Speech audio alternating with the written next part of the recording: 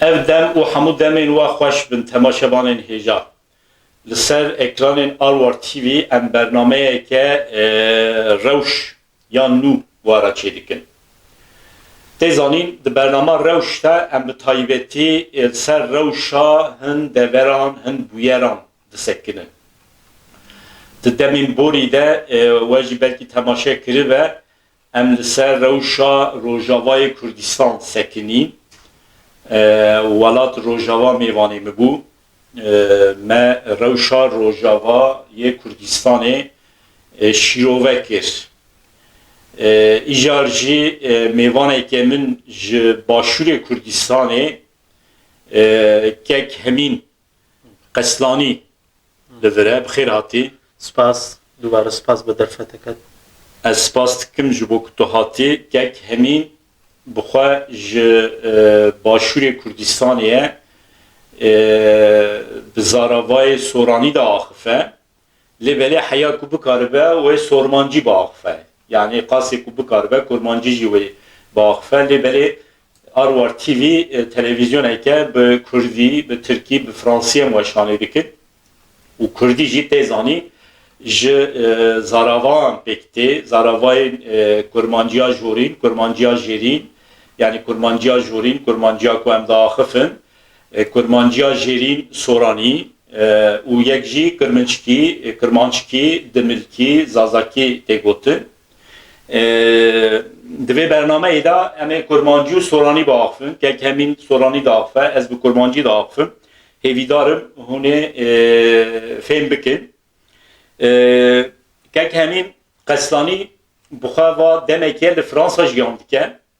Li başûrê Kurdistanê hatiye Fransa jiyan dike. Tevê malbata xwe ve li Fransa jiyan dike. Du zarokê wî hene.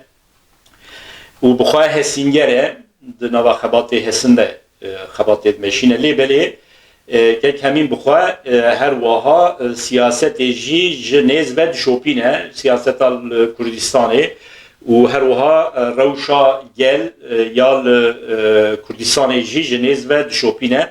Ji ber vê yekê em dixwazin di vê bernameyê de bi taybetî li ser rewşa siyasî ya başûrê Kurdistanê bisekinin û her wiha li ser rewşa civakî û dîsa jî li ser rewşa Kurdên me yên başûr ku hatine Ewropayê jiyan dikin li ser rewşa wan em dixwazin nekî bisekinin. Pişra jî mümkün e em ê bikevin hineke xalên din. û her wiha kek hemîn di nava rêveberiya Komeleya Ask da ye. Komeleya Çandî ya Kurd û Fransa ku li Strasbourgê ye. Ez bawer dikim cihê wî tune. Lê belê li ser kaxizê Komele hatiye vekirin, dixwazin ji xwe re cihekê bibînin û her wiha xebatan bimeşînin. Di demê pêş de ez ê hevaleke berpirsyarê Komeleya Ask ve xwende bikim li vê derê em ê li ser xebatên Komeleyê bi taybetî bisekinin. Îro em zêde li ser xebatê Komeleyê nasekinin. Belê kek hemîn carekê din ji te re bêjim tu bixêr hatî. Zor spas. Em destpêkê hineke rewşa başûrê Kurdistanê wiha fotoyeke wî çê bikin. Yani tu bikaribî ji me re hineke rewşa taybetî ya siyasî ya başûrê Kurdistanê ji me re hineke ve bike. Yani qasê ku tu dişopînî rewşa siyasî li başûr niha çawa ye? Rewşa başûrê Kurdistan kak Ehmed berşêwekî narastoxo baş nîne.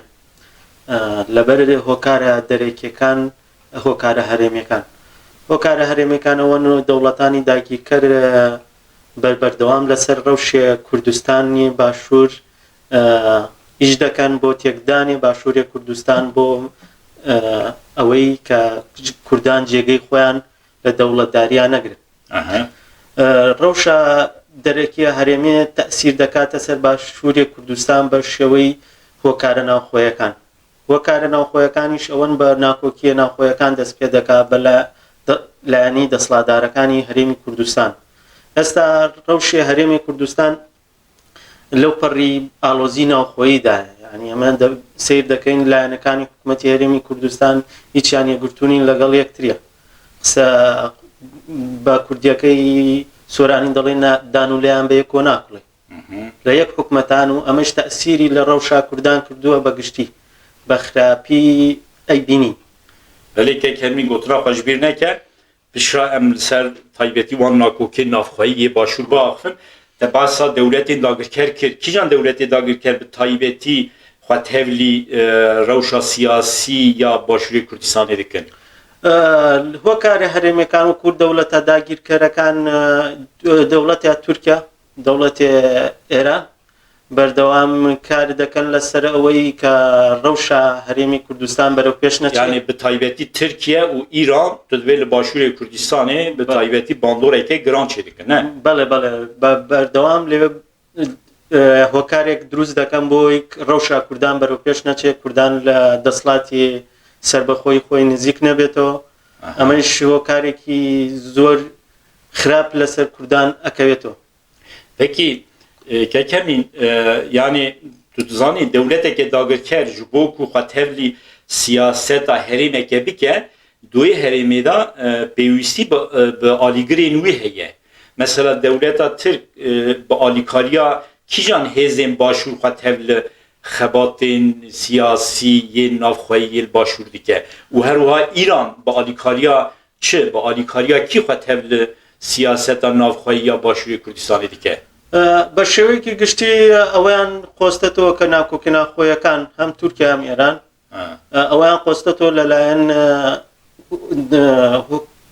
هۆکارە ناوخۆیەکانەوە بۆ ئەوەی دەست بخەنە کاروباری حکوومەتەوە دەست بخەنە کاروباری کوردانەوە لە باشوور ڕێگەنەدان بە کوردانی باکوور ڕۆژهەڵات بۆ کاری سیاسی لە باشوورە لە هەر هۆکارێک ئەمانە دێنە پێشەوە پەلامارێکی ترسناکی باشووری کوردستان دەدەن وەکو لە هاتنی پاپا لەسەر چاپکردنی پولێک بە شێوەیەکی ناڕاستەوخۆ دەوڵەتێ تورکی و دەوڵەتی ئێران هاتن بە چاوسورکردنەوە بە قسەیەکی ناشرین و سوکایەتیکردن بە کوردان جوابیانیانم.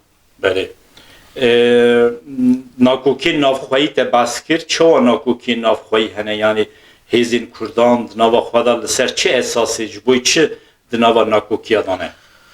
هێزە ناوخۆیەکانی هەرێمە کوردستان باشوور هۆکاری بڵێن دەسڵاتە هۆکاری ئابووریە لەسەرەوە ڕێناکەون هۆکارەکان لەوە تێناپەڕن ئەگەر هۆکاری کوردان بوونایە یەکگرتن بووە لە پێناو کووردا بواە ئەبواە ڕێبکەوتنە هۆکاری ئابووری و دەسڵاتییان هەیە yani bi taybetî ji ber berjewendiyên aborî tu divê nakokî بەڵێ بە شێوەیەکی گشتی لە بەر بەرژەوەندی ئابووری و لە بەر بەرژەوەندی دەسڵاتی خۆیان نایان پەرژێتە سەر ڕەوشە میلەت ڕەوشە گەل بۆ ئەوەی بزان ڕەوشە کوردان چی بەسەرێت. بەێ یەکەمی ji bo temaşevan bizanbin li başûr niha çend hev hêzên siyasî hene bi taybetî tu dikarî navê wan bêjî yani hêzên siyasî ku li başûr xwedî bandorin؟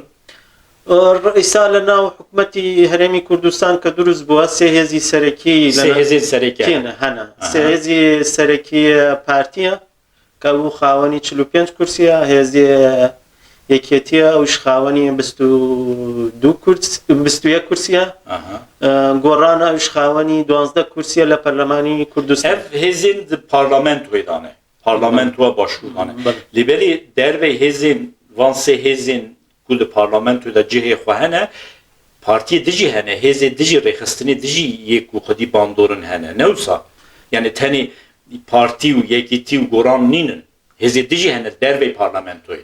بەڵێ ئەوانە پیانەوترێ هێزەکانی ئۆپۆزیسیۆن کە هیچ دەسڵاتێک و هیچ هینێکیان بەسەر حکوومەتەوە نییە ئەوانە وەکو هێزەکانی یەکگرتووی ئیسلامی کۆمەڵ نەوەی نوێ سۆسیالیست زەحمەتکێشان حیزبی شوعی ئەوانش وەکو هێزی ئۆپۆزیسیۆن بزوتنەوەی ئیسلامی yani weke hêzên opozîsyonê weke hêzên muxalefetê dervê parlamentoyê ama di parlamentoyê da tenê QDP heye yekîtî heye yeneke û her wiha goran lewan li pêkênanê hikûmetî herêma beşdarin legalەوەی şaka hikûmetî herêmiyan dروست kirduwa natwan بە شێوەیەکی جوان ئیدارەی میلەتە کورد بدەن لە باشووری کوردستان ئەمە وەکو ڕەخنەیەک لە کوردان بۆ حکوومەتی هەرێمی کوردستان هەیە ڕەوشە ئازادیە ڕۆژنامەگەریە لە کوردستان لە پڕ مەترسیە ئێستا ناتوان بە ڕەوشێ ئازادی ڕۆژنامەگەری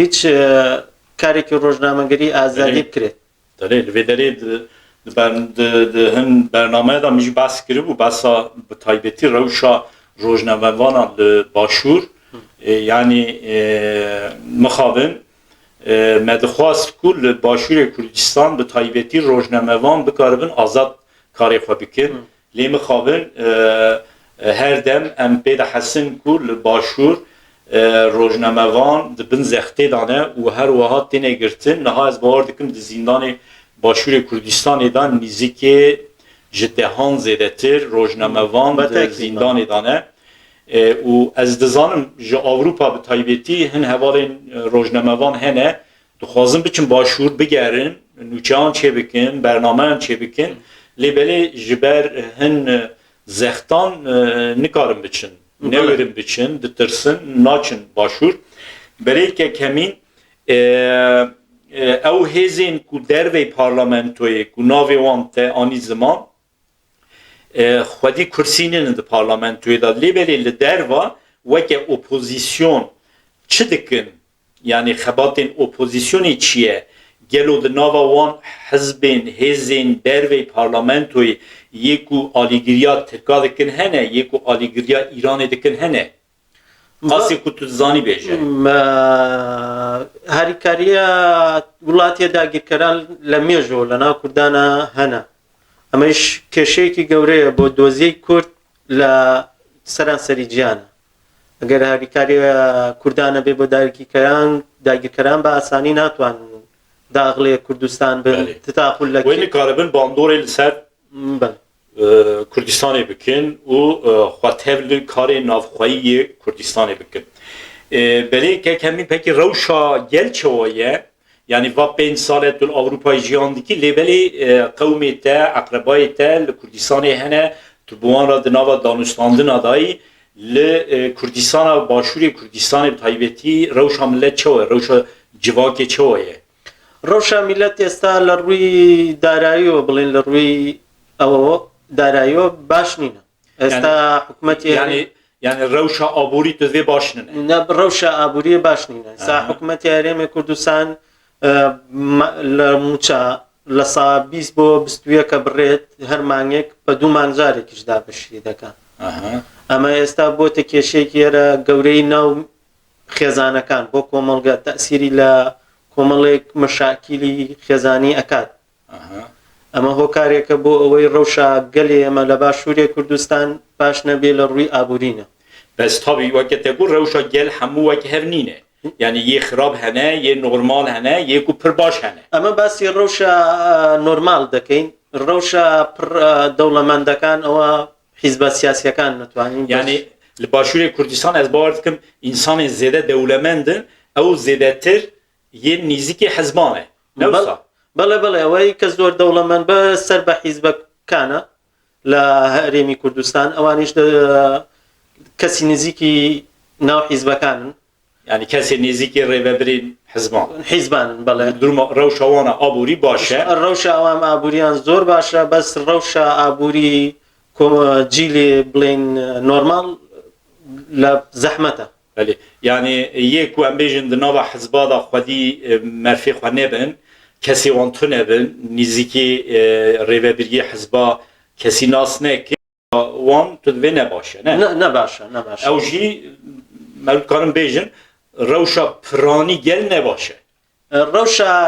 rewşa kêm hineka baş e yê piraniya gel nebaşe rewşa gel bە giştî baş nîne بەس ڕەوشە ئەوانی کە لە حیزبەوە نزیکن کەسە نزیکە حیزبن ڕەوشە ئەوان باشە یەکەمین ji vir çend roj berê çend meh berê hêjî belkî dewam dike tu zanî hikûmeta Herêmî ya Kurdistanê meaşê peşmerga neda û meaşê memûra nedida nikaribû bide û em nikarin bidin çiqar rast e ne rast em nizanin lê berê hikûmeta Herêmî digot em nikarin meaşa bidin û însan derketin korana xwe pêşandan çêkirin çarekî çêkirin hêjî rewş wisa dewam dike yan gelo rewş baş bû ئێستا ڕەوشە موچەخۆر بە گشتی لە کوردستان باش نینە. موچەیان دەدەنێ بە شێوەیەکی دوو مانگ جارێک 45 ڕۆژ جارێک، ئەوش بە لێبڕینی سا 20 کە لە موچەکانیان لە دەدرێت. Yani maaşı var. معاشی ئەوان لە سا 20 لێ دەبڕێت بە 40 ڕۆژارێک بە 50 ڕۆژارێک ئەدرێت. ڕەوشە ئەوان بەردەوام لە داخوازی و چالاکیدان بۆ موچەیە معاشی خۆیان. Ev hey devam dike yani. بەڵێ. Kekemin ji başur tabi pir insan ber bi Avrupa tenê tekriben daxwaza insana ku ji başurê Kurdistanê werin Avrupayê pir re yan kêm e.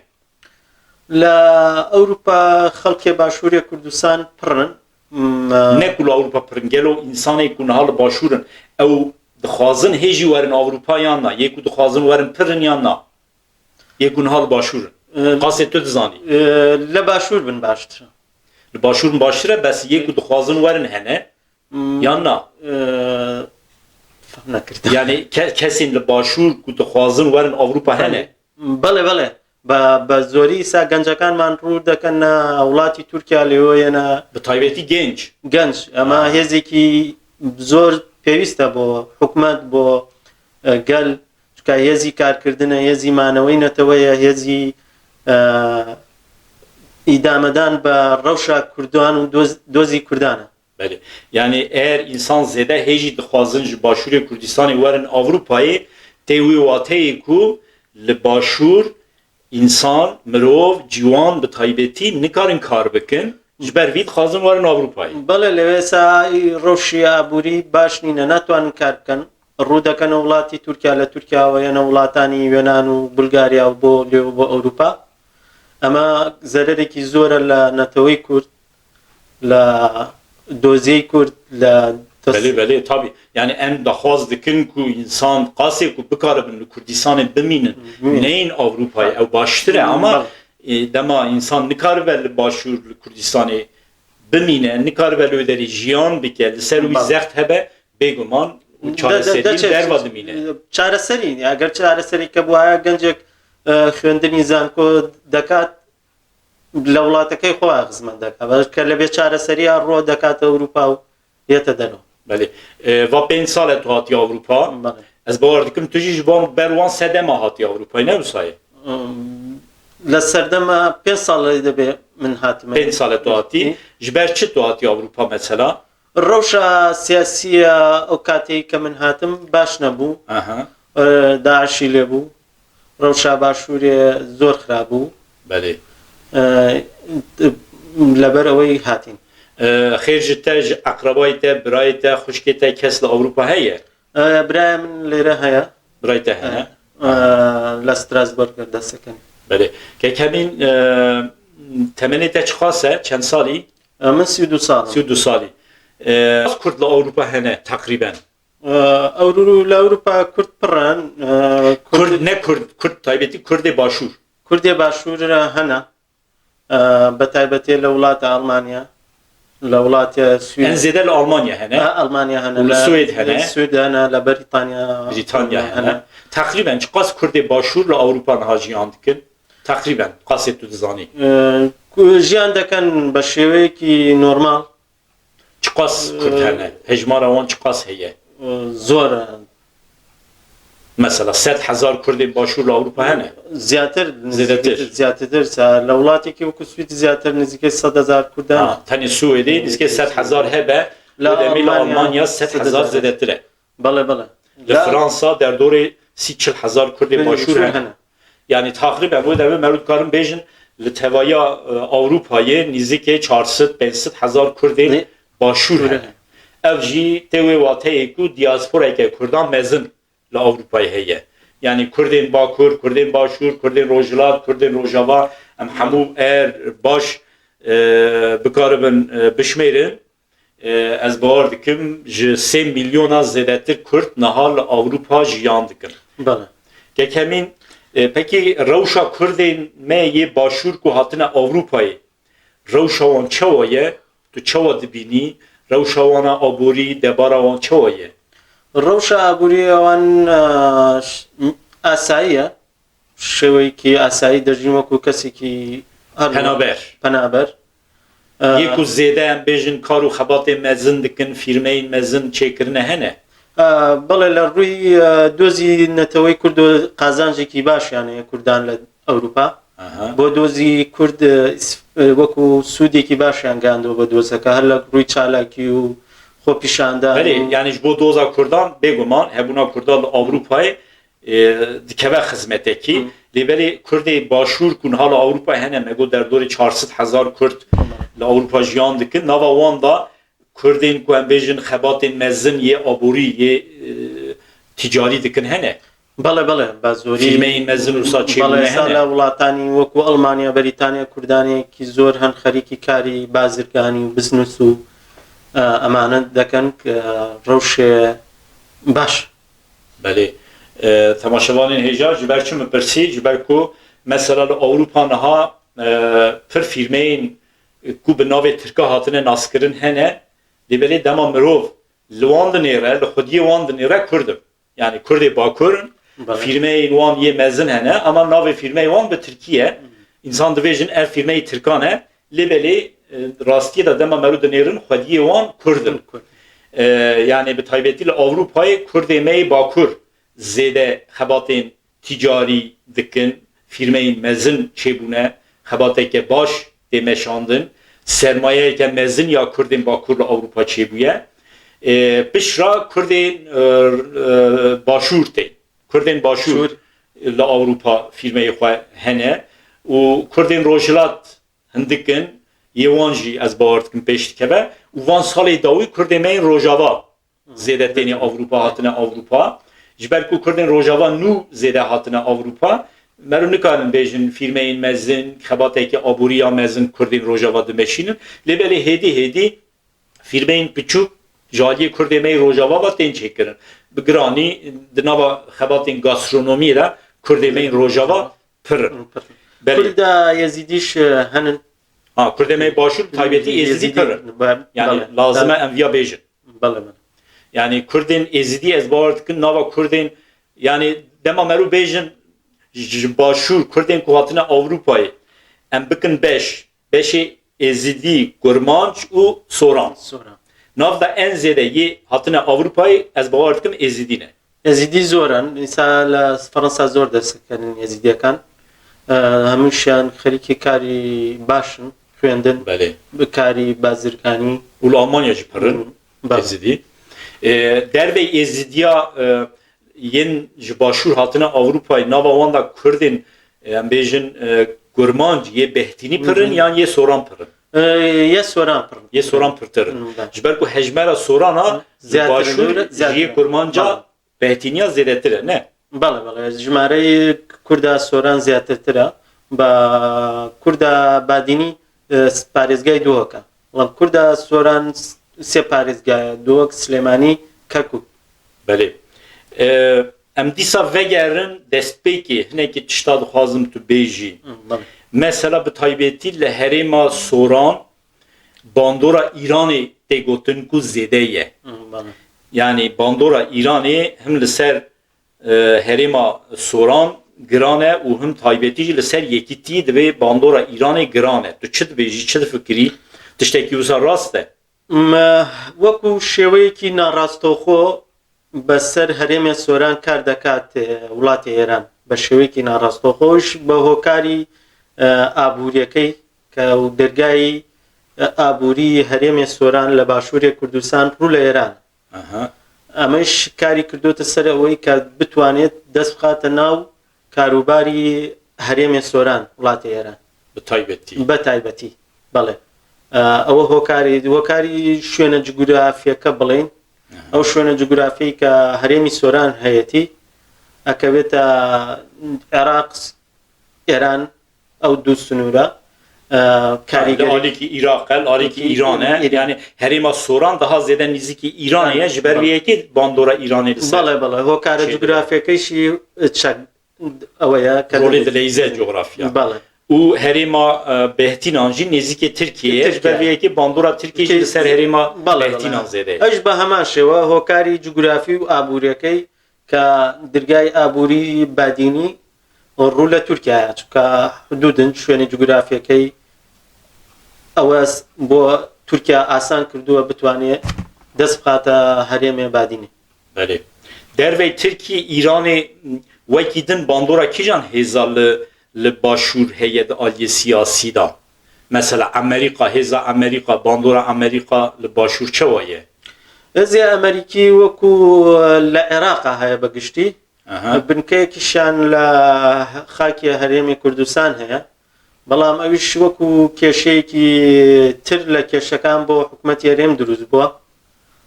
ئێستا ڕەوشی ئێران لەگەڵ هەشتی شعبی ئەمانیش بوونەتە کێشە ڕۆژانە لەم دوایانە چەندن موشکیان ئاراستەی فڕۆکەخانەی هەولێر و بارگای ئەمریکا کرد لە ناو هەولێرە ئەمەش زیانی مادی و گیانیشی هەبوو. هۆکارەکانی ئەوەی ئەمریکاش بۆ کورد هیچ کارێکی وای نەکردووە یعنی ڕاتفلێکی هەبێت کە بتوانێت سەلامەتی ئاسمانی و زەمینی بۆ کورد بسەلمێنێت کە لە پایە و هۆکارێکە هێزەکەی لە هەرێمی کوردستانە هەیە. بۆ نمونەیش ئەتوانینەوە بسەلمێنین کە ئەمریکا هیچ هاوکارێکی کوردانی بە ئەو تۆ نەکردووە یعنی کوردانی ڕۆژاوامان لە بەرچاوە و هەموو هێزەی ئەمریکا لەوێ بوون تورکیا تێریش کردە سەریان و بەشە لە خاکەکەی برد داگیر کرد. Te basa hatına papa kir بەڵێ hatına papa li Kurdistanê bandoreke çawa çekir. هاتنی کوردستان پەیامێکی ئاشتی بوو بۆ گەلانی عێراق بەگشتی و بە تایبەتی کورد لەگەڵ ئەوەشە هاتنی لەلایەن داگیرکەرانەوە بە ڕەوا نەبینرا لە ئەوەی کە بینرا لە ڕاگەیاندنەکانی تورکیا و ئێرانە بینیمان بە شێوەیەکی ناشرین و سوکایەتیکردنی لێکەوتەوە لە بەرامبەرەوەی لە پولێکە کە نمایش کرابوو کە بۆ فرۆشتنیش نەبوو هەر لەسەر وەرەقە بوو سوکایەتێکی زۆریان بە کوردان کرد. بله yani Türk wî pulê nîşan dikin dibêjin çima li pişt serê papa ala xerîta Kurdistanê heye kirine problemeke siyasî tu zanî kekemîn ev cara yekeme papayeke diçe Kurdistanê. بۆ جاری یەکەم بوو بەڵێ بۆ جاری یەکەم بوو پەیامێکی ئاشتی جوان بوو کە بە گەلانی عێراق و بە تایبەتی کورد دا ئەمەش نیشانەی ئاشتی خوازینەتەوەی کووردە کە کەسێکی وەکو پاپا بۆ یەکەم جار سەردانی ئەوە بکاتوە و هەموو پەنابەرە مەسیحێ لە کوردستانە ببینێت بە هاوکاری کوردان لە ژیانە بەردەوام ژیان دەکەن.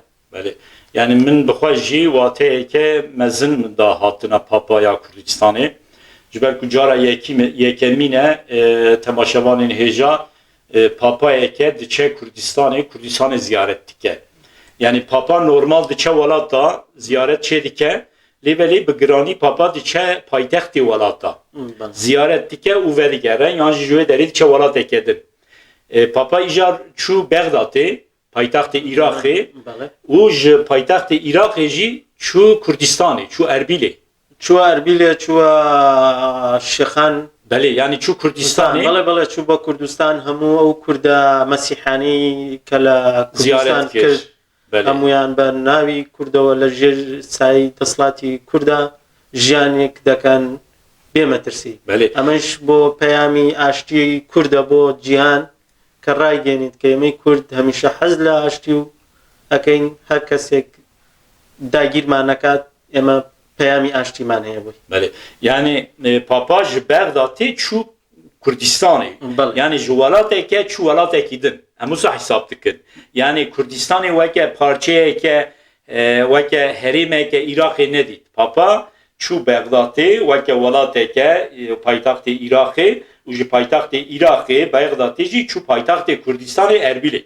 Yani ez wisa بەڵێ توانینەوە بڵێن بە شێوەیەکی ناڕاستەوخۆ ئیسا هەرێمی کوردستان وڵاتێکی سربەخۆیە بە شێوەیەکی ناڕاستەوخۆ چونکە دەسڵات و پەرلەمان و حکومەت و دەسڵاتی دادوەری و دەسڵاتی جێبەجێکردن پۆلیس و ئەمانە هەمووی وەکو حکومەتێک تر هەیە و li derva jî Herêma Kurdistanê Kurdistanê- weke Kurdistan tê nas kirin. بەڵێ بەڵێ وەکو کوردستان ناسی کرد ئێمە شتێکی چاک بوو بۆ کورد لەبەرەوەی هەرێمێک کوردستان پایتەختەکەی ئەربیلە بۆکو دەوڵەتێک سەردانی کرد بینیشمان پەیامەکەی پاپا پەیامێکی ئاشتی بوو Belê. بە جیهانیدا بۆ کورد کە کوردی شەتوانێت دەوڵەت بێ توانێت وڵاتێکی ئاشتی خواز بێ Belê.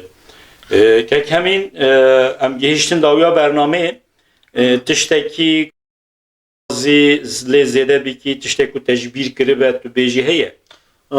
زۆر سپاس وەڵامەوێ ئەوە بڵێم کە کۆمەڵەی ئاسک کۆمەڵەی کەلتوری کوردی فەڕەنسی کورد فەڕەنسیە تازە چاک بووە لە ستراسبورگ وەکو ئەوەی کە کوردان بیناسن بەردەوام کاری ئەم کۆمەڵی ئەمەش کارێکی کەلتوریە ناساندنی کەلتوری فەڕەنسیە بۆ کوردانەی ڕوودەکەنە ستراسبورگ Belê. ڕوودەکەنە هەرێمی ئەلزاس هەروە ئاشناکردنی فەڕەنسیەکانە کە حەز دەکەن کەلتوری بیەگانە بناسن بە کەلتوری کوردی Demê pêş ta serî de jî me got ez ê hevaleke berpirsiyarê komelê ve xwende bikim بەڵێ ew were bi taybetî li ser xebatên û li ser armanca komelê em ê baxin. بەڵێ بەڵێ کاک قادر کە بەرپرسی کۆمەڵەکەیە کاک حەسەنی شەر لەگەڵ منە هاوکاری کاک قادرین Ji wan her duya ez ê yekî ve xwende bikim. بەڵێ Ez spas dikim cardin kekemîn زۆر سپاس کاک ئەحمەد سپاس kengê hûn bixwazin ekranên Arwar TV ji we re vekiriye ev televizyona hemû Kurda ye. تەلەڤیزیۆنە کوردانە ماڵێ کوردان Belê. Temaşevanên hêja em gihîştin dawiya bernameyeke din ya rewş heya careke din bimînin di xweşiyê da silav û hürmet.